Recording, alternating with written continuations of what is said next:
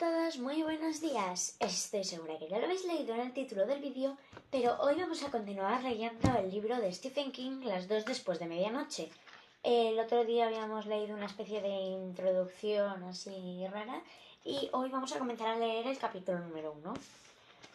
Exactamente a las 10 y 14 minutos de la noche, Brian Engle detuvo el American Pride L1011 ante la puerta 22 y apagó el letrero luminoso de "Ajustense los cinturones". Luego dejó escapar un silbante suspiro entre los dientes y desabrochó la banda que le cruzaba el hombro. No recordaba la última vez que se había sentido tan aliviado y tan cansado al término de un vuelo. Tenía un intenso y desagradable dolor de cabeza y ya había decidido qué haría por la noche. Ya. Lo siento si me oís rara la voz, ¿vale? He estado muy resfriado últimamente y lo siento por lo mal que estoy leyendo, ¿vale? Es que, sí. Bueno, tengo que ir leyendo más para acostumbrarme. Ay, nada de tragos en el salón de oficiales ni de cena, ni siquiera de un baño cuando regresara a Westwood. Tenía exquisitamente... No.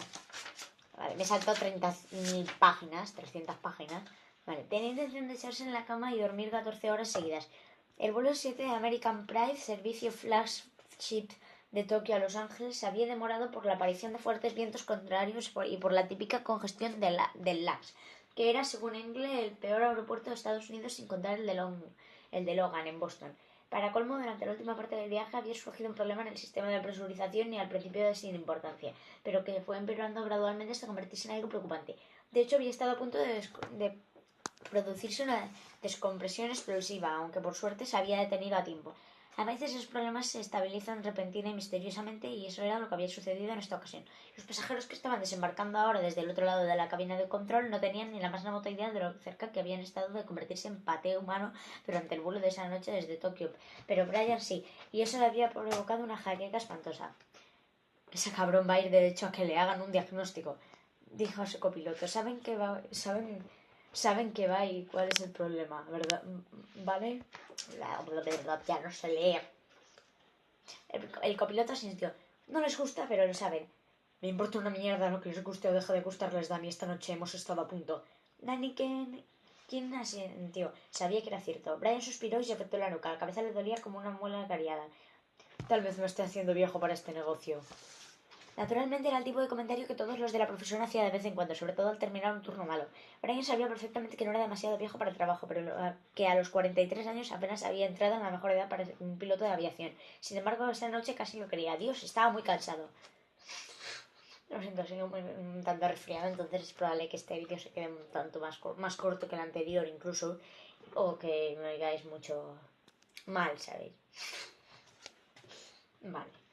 Se oyó un golpe en la puerta de la cabina. Steve Searles, el navegante, se volvió y abrió sin ponerse de pie.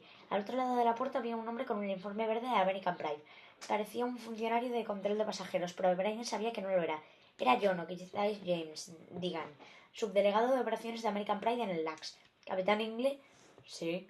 De pronto las alarmas internas se pusieron en funcionamiento y la jaqueca empeoró. Su primera idea, no producto de la lógica sino de la tensión y la fatiga, fue que iban a intentar hacerlo responsable de la nave avenida.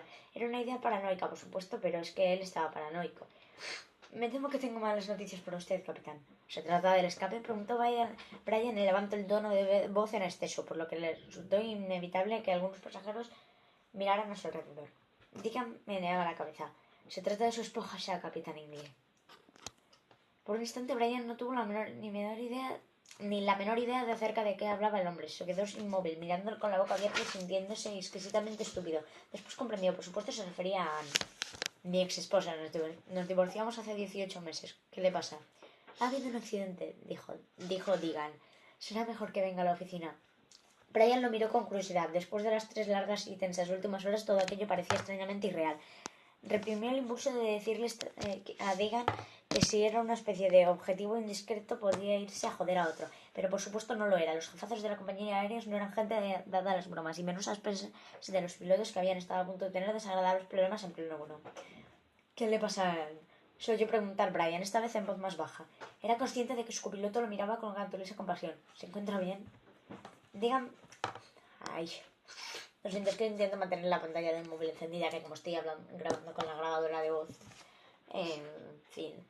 Digan bajo la mirada hacia sus brillantes zapatos. Entonces Brian supo que las noticias eran muy malas y que Anne se hallaba lejos de estar bien. Lo supo, pero le resultó imposible creerlo. Anne solo tenía 34 años, estaba sana y era una mujer de hábitos moderados. Por otra parte, en más de una ocasión Brian había pensado que era la única conductora completamente cuerda de la ciudad de Boston, incluso tal vez de todo el estado de Massachusetts. Me ahogo. Ahora se oyó preguntar otra cosa. Realmente era como si un extraño se lo hubiera metido en el cerebro y usara su boca a modo de micrófono. ¿Está muerta?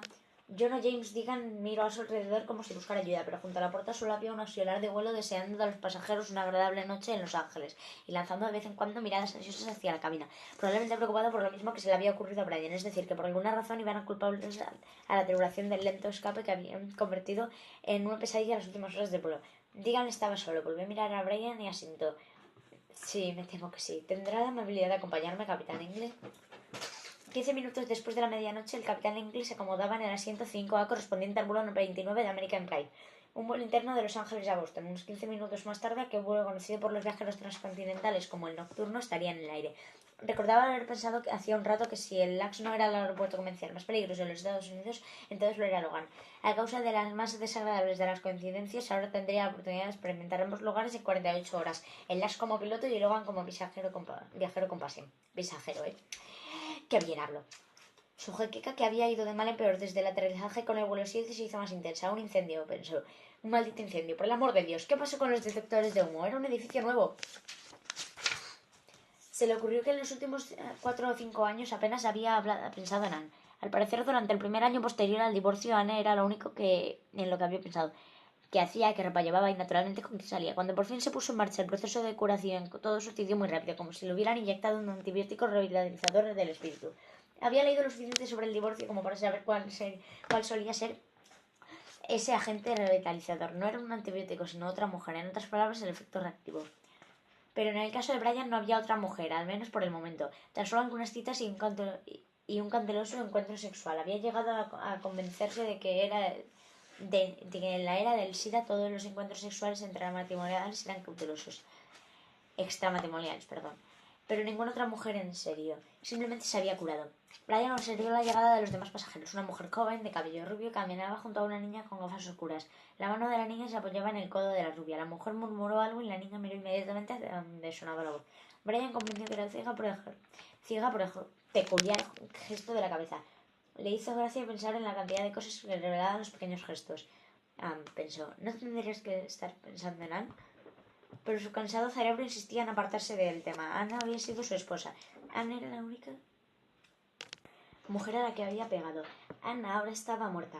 Se le ocurrió que podía organizar una gira de conferencias para hablar a grupos divorciados o de divorciados. Le daba igual. El tema sería el divorcio y el arte del olvido. El momento ideal para el divorcio es poco después del cuarto aniversario, les diría. Vean mi caso. Pasé el año siguiente en el purgatorio, preguntándome cuál era mi parte de la culpa y cuál era de ella, preguntándome si había sido correcto o incorrecto presionarla con el tema de los hijos. Ese era el problema entre nosotros, nada dramático, como las drogas o el adulterio, sino el eterno dilema entre hijos y carrera.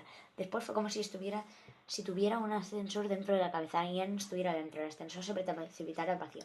Sí, se había derrumbado, y durante los últimos meses Brian había conseguido no pensar en Anne, ni siquiera cuando tenía que enviarle el cheque de la pensión. Era una cantidad muy razonable, muy civilizada, sobre todo considerando que Anne ganaba 80.000 al año sin impuestos. Le pagaba su abogado y era un gasto más del presupuesto mensual que éste le enviaba a Brian.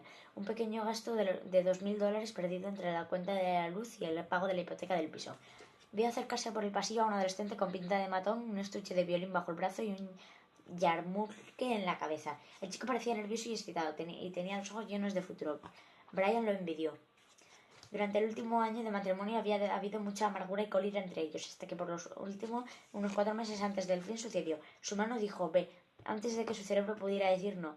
No le gustaba recordarlo. Ella había bebido demasiado para en una fiesta, y cuando yo regresaron a casa empezó a fastidiarlo. Bueno, chicos,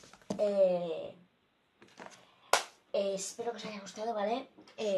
Porque hasta aquí el vídeo, ¿vale? Si entonces habéis notado un pequeño corte antes, porque han llegado a casa, estaba sola, y han llegado a casa y bueno, pensaba, podía haber sido un ladrón, haber oído ruidos y estar sonando solo en casa, pensaba que podía haber sido un ladrón, entonces he parado un momento la grabación y luego he seguido.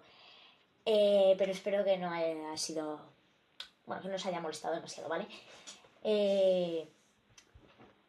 También si os hace corto, lo siento mucho, pero es que YouTube no me deja subir vídeos de más de un cuarto de hora, ¿vale? Y entonces entre la charla esta y luego cuando me toque editarlo, que se queda más largo de lo que veo ahora que se queda y demás, no puedo pasarme, tengo que dejar un margen de tiempo para no pasarme del tiempo indicado. Entonces lo siento mucho, pero espero que os haya gustado, ¿vale? Si queréis más, si os ha gustado, darle a like, suscribiros si no estáis suscritos a mi canal y os interesa esto. Y hasta la próxima. ¡Chao, chao!